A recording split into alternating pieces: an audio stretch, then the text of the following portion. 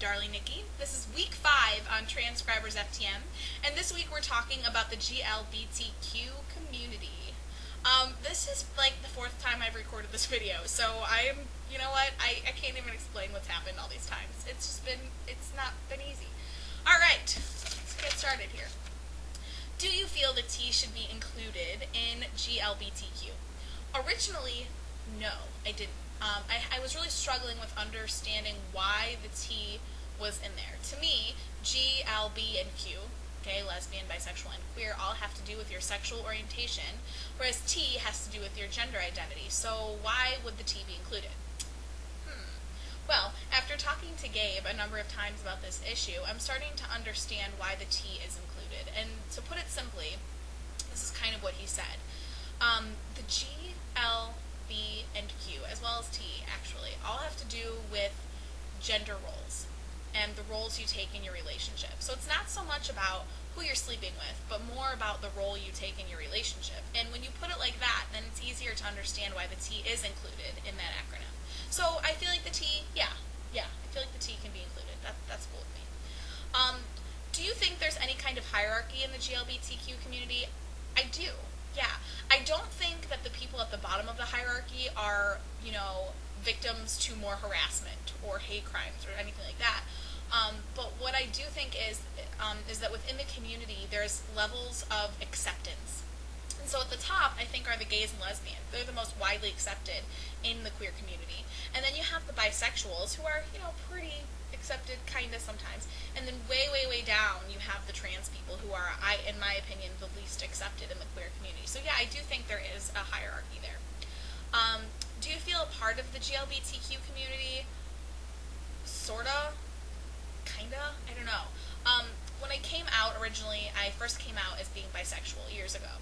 And then I started identifying as lesbian, and then I was identifying as queer or pansexual, and now I just don't identify at all. So when I was, let me back up for a second and explain that. What I mean by don't identify at all is I don't subscribe to labels right now because I don't think I'm straight, and I don't think I'm gay, and I don't think I'm bi, because I'm not really attracted to women. I know I'm not attracted to women, and I'm not attracted to cisgendered men, at least not most of them. I'm mostly attracted to trans guys. But when you tell people that you're mostly attracted to trans guys, then they call you a tranny chaser. Well, I don't think I'm a tranny chaser, because to be a tranny chaser, that means you fetishize trans guys, and I don't do that. It's just who I'm primarily attracted to. So, for me, that's no different than a butch lesbian saying, oh, I'm only attracted to femmes. It's not any different. Or like a black guy saying I'm only attracted to white girls. It's not any different. I don't think. If you think it's different, let me know, but I don't think that's any different. So anyways, totally off topic. Back to the topic. Do I feel a part of the community? Not really. Sorta. I don't know. I guess when Gabe is read as a lesbian, I feel really uncomfortable because I am not lesbian identified. I feel more comfortable being read as a heterosexual couple, so I guess I don't totally feel comfortable in the community. The only reason that I would say I do feel comfortable in the community is because most of my friends are queer, and it's because of them that I feel more accepted in the community, but if it weren't for them, I'm not so sure that I would. I don't know. The next question is, do you and your partner identify more with the GLBTQ community or the straight community? Is there a straight community? I don't know. Obviously, if there is a straight community, I don't identify with it because I don't even know it exists, so I'm going to say no to that. I guess I identify or fit in more with the queer community, if anything. If you were queer identified now and before your partner's transition, did your role in the community change? Yeah. Like I said, I used to be lesbian identified or bisexual or queer or whatever, and so I felt like I fit in the community more, but now I don't. I think my role has changed, because now I feel sort of like this random straight-ish girl who is in the queer community sort of by default. So, I don't know. I like the queer community, though. It's really, tight-knit. I don't know. Anywho, now I'm going to talk about something that is not one of our questions for this week, but is definitely related to this. And it is about the viewpoint that some lesbians have concerning trans men. And it is the idea of, why can't FTMs just be butch lesbians? Why? Well, for me, there's a lot of reasons why. And in my last video, I didn't do that great of a job explaining myself, so I'm glad I have another chance to do it, kinda. But I guess what I'm going to say is this. Being a butch lesbian is completely different than being trans. Butch lesbians might feel completely fine cross-dressing sometimes, or doing drag sometimes, or some of them might even pack or bind or take testosterone from time to time. But that's not what it's about for trans guys. Now, I can't speak on behalf of trans guys because I am not a trans guy. But all I'm saying is, I feel like being trans is more than that. Being trans is truly feeling like you are trapped inside the body of a gender that you are not. So, you know, I just think it's different. I think it's a totally different thing, and I don't think that's really an appropriate question. But a lot of people feel that, you know, trans is the new butch.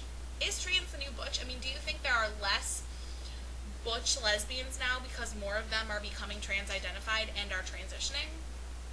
I don't know.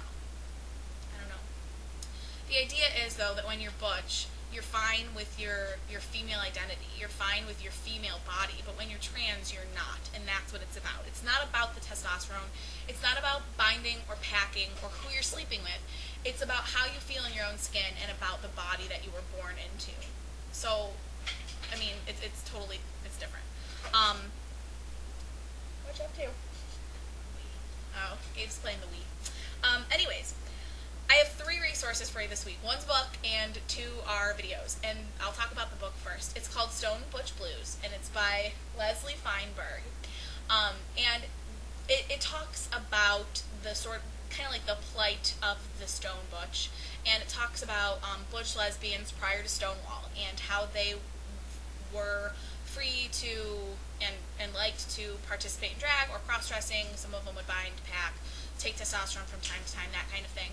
And talks about how those stone butch lesbians never felt the need to sort of abandon their female identity. It's a great read, and I would say that if you don't know anything about the author, I would suggest researching Leslie Feinberg. I'll post some links and stuff like that for you to check out. It's definitely worth checking out. The first video I'll recommend to you is a documentary made by lesbians about FTMs, and it's very interesting to see some of their viewpoints and to understand why they feel so sort of anti-trans, kind of. And I think, if I am recalling this correctly, many of them express feelings of betrayal, feeling like FTMs have abandoned the queer community and abandoned a masculine female identity. So it's very interesting. Oh, and that is called Against a Trans Narrative. So that's worth checking out as well. And my last video recommendation for you this week is not related to trans issues whatsoever at all. But it is about a gay man, and it's an awesome film. It was just amazing. Great cinematography, just awesome. It's a memoir, it's a true story, it's based on a book, and it's called Running with Scissors.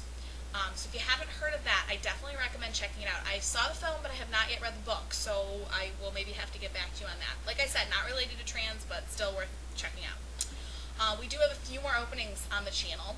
If you go to our page and look at our weekly lineup, any day that we only have one person, any of those days we'd like to have another person, because we would like to have 2 people per day if possible. If not, it's fine. We did unfortunately lose Doris this week due to some family things that are going on with her, so we will miss her. And we have some openings, like I said, so please message us if you are interested. And that is all for week 5, and I will look forward to seeing you all next week for another edition of Snappy Sundays with Darling Nickie. Que será, será.